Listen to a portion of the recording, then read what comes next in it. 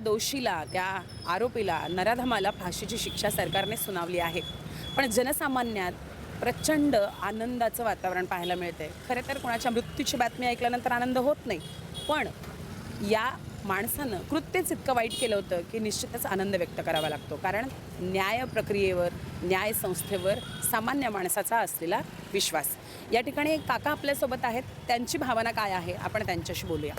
काका, नसरापूर प्रकरणामधील जो आरोपी होता भीमराव कांबळे, याला कोर्टाने फाशीची शिक्षा सुनावलेली आहे. याबद्दल तुम्हाला काय वाटतं? आम्हाला त्याचा आनंद झाला. तर परत असला नरम धरून पैदा होणे. परत लहान लेकराला अत्याचार आम्हाला फार वाईट वाटलं होतं. तुम्ही त्या बाळाला पाहिलंय का? तुम्ही या परिसरातच राहतात तर ते इथे आम्ही देवळात रोज मी दर्शनाला सकाळ संध्याकाळ असतो देवळात.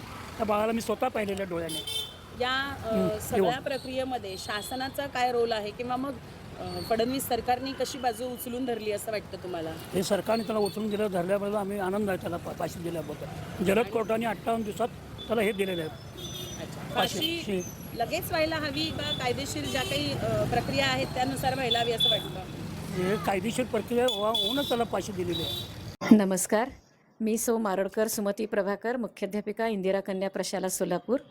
नुकतंच नसरापूर प्रकरणामध्ये असणाऱ्या आरोपीला फाशीची शिक्षा सुनावण्यात आली हे जेव्हा मला समजलं तेव्हा मी मनपूर्वक पहिल्यांदा या निकालाचं खूप खूप अभिनंदन करते. कारण अशा निकालामुळेच या प्रकारची जी गैरकृत्य आहेत आणि लहान मुलींपासून अगदी 60 वर्षाच्या वयोवृद्ध स्त्रीवर होणारे जे अत्याचार आहेत ते थांबवण्यासाठी जो काही कायद्याचा वचक, कायद्याचा जरब हवा, तो अशा या निकालांच्या माध्यमातूनच अशा या गुन्हेगारी मनोवृत्तीच्या माणसांवरती बसवण्यासाठी आपल्याला एक मोठी मदत होणार आहे. ते नुकसान झालं त्या कुटुंबाचं ते तर कधीही भरून निघणार नाही. त्या आईवडिलांचं पण नुकसान कधी भरून निघणार नाही.